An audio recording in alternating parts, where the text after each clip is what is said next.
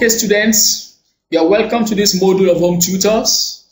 It's a module in physics, and this module is a work, energy, and power. I'm still your instructor, Kayode Babatope. In this module, we'll be looking at three outlines. We look at work, definition, and work examples. We will look at energy, and we'll also look at power. Firstly, work. Work is said to be done whenever a force moves a body through a certain distance in the direction of the force and is equal to the product of the force and the distance moved. That is, work done equals to force times distance. In this presentation, we will be using WD as the symbol for work done, because I don't want us to confuse it with ordinary W, which is also a symbol for weight under density and upthrust. So let's use WD as the symbol for work done. F is the symbol for force and S the symbol for distance. So WD equals force times distance. Take note that the distance we are dealing with is the distance moved in the direction of the force.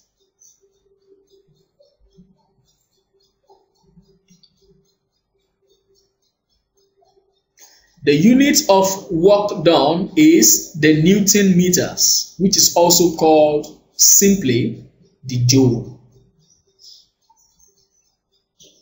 The Newton meters, because it comes from the unit of force, which is Newton, times the unit of distance, which is meters. So the unit of work done is the Newton meters, and this is also simply known as the joule.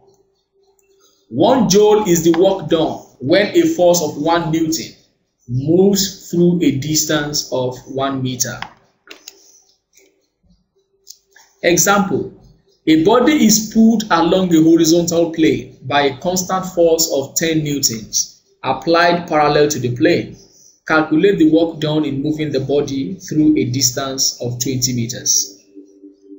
Take note that work done is force times distance moved in the direction of the force. So if the force applied is 10 newtons and the distance it moved through is 20 meters, then the work done is 200 joules, which is 10 times 20.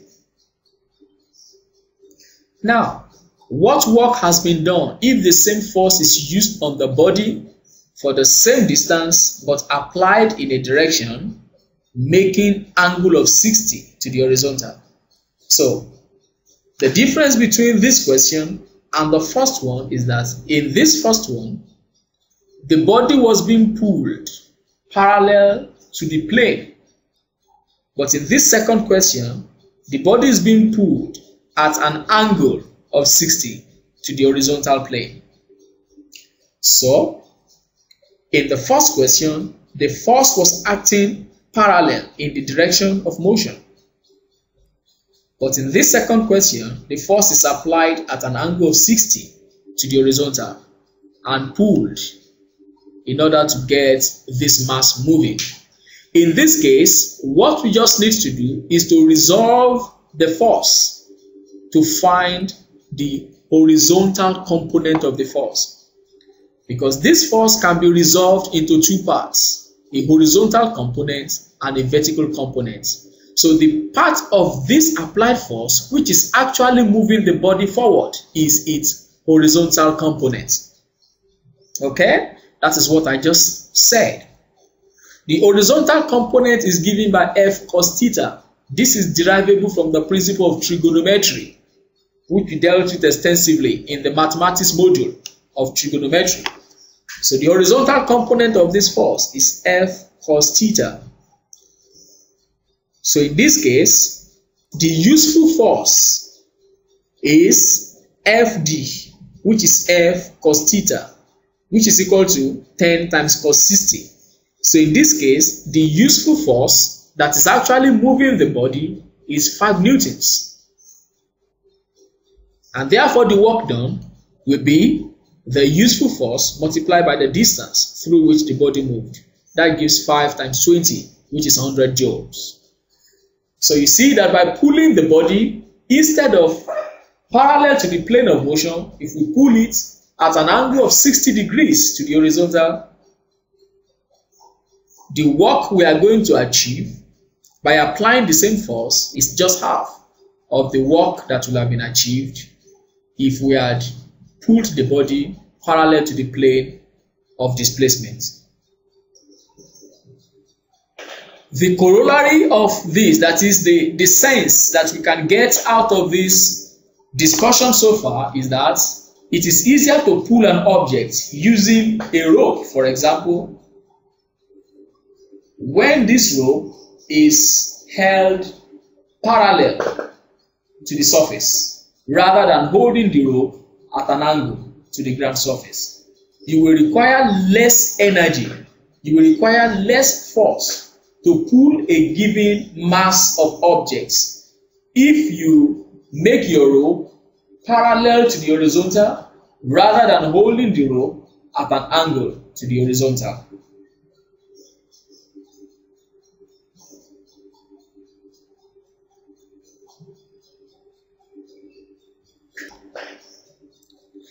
Example 2. A man of mass 80 kg carries a load of bricks of mass 20 kg up a vertical ladder of length 6 meters. What work has been done? Take G to be equal to 10 meters per second squared. The total mass displayed is 80 plus 20, which is 100 kg. Now, take note that in this question did not say what work did the man do.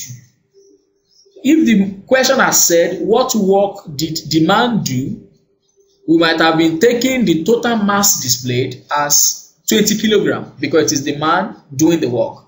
But the question says, what work has been done? Okay, so the work was done both on the load and the man. Okay, because for the man to move himself, a man of 80 kg, moving himself alone, it's work. Remember the definition of work that says that work is done when a force moves through a distance. So even when the man of mass 80 kg moves through a distance, work has been done. But then, this man was not just moving alone, he was also carrying another load of 20 kg. So the total weight of the man, the total mass of the man is actually now 100 kilograms. So take note of that. Because a pitfall in this question would have been to just go and use 20 as the mass that is displayed. Rather, it is 20 plus also the mass of the man. Now, the force required to move this load vertically upward is given by F equals to mg.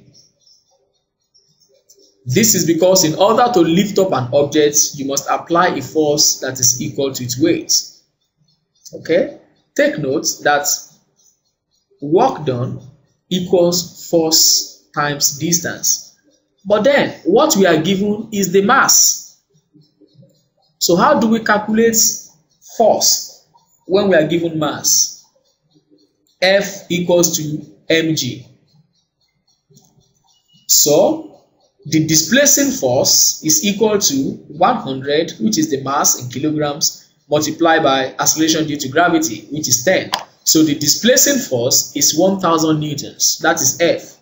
So that is what we now use to multiply distance to give us 6000 joules. Or if you want to write it in a more scientific format, you say 6 kilojoule.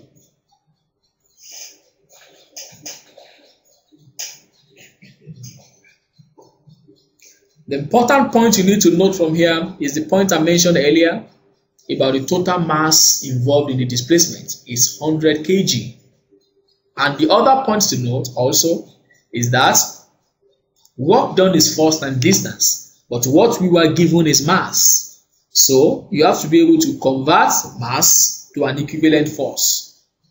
Under density and upthrust, we dealt with that conversion and said force, which is the same thing as the weight of the man, is equal to its mass times acceleration due to gravity.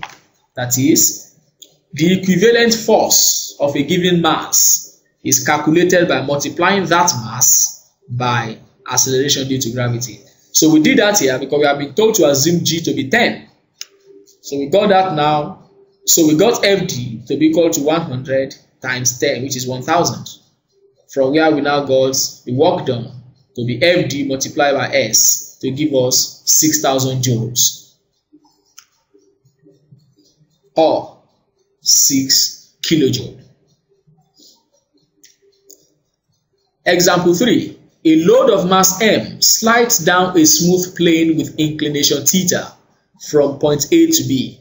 The same load is then dropped from A to the ground at point C. Find the work done in each situation. Now, this is a graphical illustration of what this question is portraying. This is an inclined plane. This is a load of mass M which slides down this inclined plane. This inclined plane is inclined at an angle of theta to the horizontal. So we are told to find the work done. And then we are now told that if instead of this body sliding down, the body just drops down from this point down, we should also find the work done. And then when we get the two work done, we should compare it to see if there is a relationship between the two. Now, since the displacement is due to free fall, Fd in both cases is due to the weight of the body.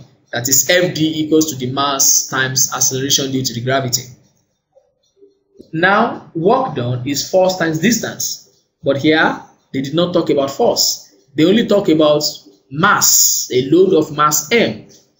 So, in order to convert mass M to force, we need to multiply mass in kilograms by acceleration due to gravity. So, and that is what we said here. So, in both cases, either in the case of sliding or in the case of free fall, the displacing force is given by mg. Now, for the vertical free fall scenario, let the displacement from distance A to C equal h. Okay? Since the distance from A to C, let it be equal to h.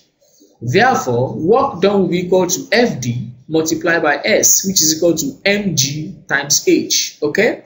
Because we have said earlier that Fd is equal to mg. And we are saying let the distance equals to h. So we have work done equals to mgh. Now for the sliding scenario, let the distance moved from A to B be equal to L. For the sliding scenario, let this distance from A to B be equal to L.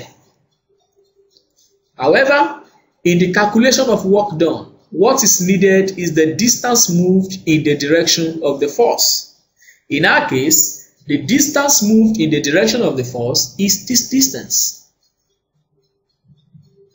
Is this distance. Because the force is acting downward. So that is why that point is so important. That when you are dealing with work done, it is force times the distance moved in the direction of the force. So, even though the body is sliding downwards, the direction of the force is vertically downwards. So what we need is the vertical distance that is actually moved through, which also is h in this case. But then, assuming we were not given h, but we know the distance AB, which we have denoted by L, we know from trigonometry that h equals to L sine theta. Therefore, work done will be equal to Fd times S, which is equal to mg times h. But in our case, h equals to L sine theta from the principle of trigonometry.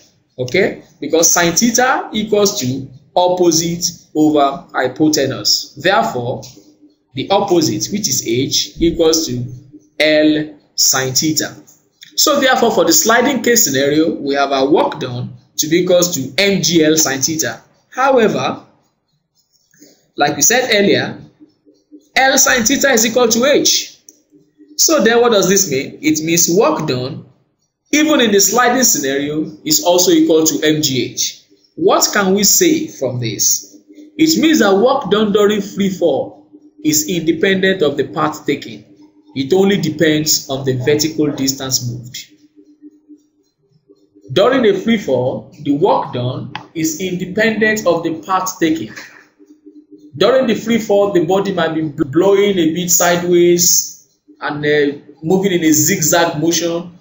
Total work done during the free fall is independent of the actual path taken. It only depends on the vertical height traversed. That is very, very important.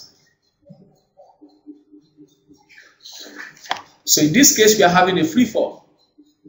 So even though this length is longer than the vertical height traversed, ultimately the work done is based on the vertical height traversed, which we can calculate from the actual length moved multiplied by the sine of the angle of inclination.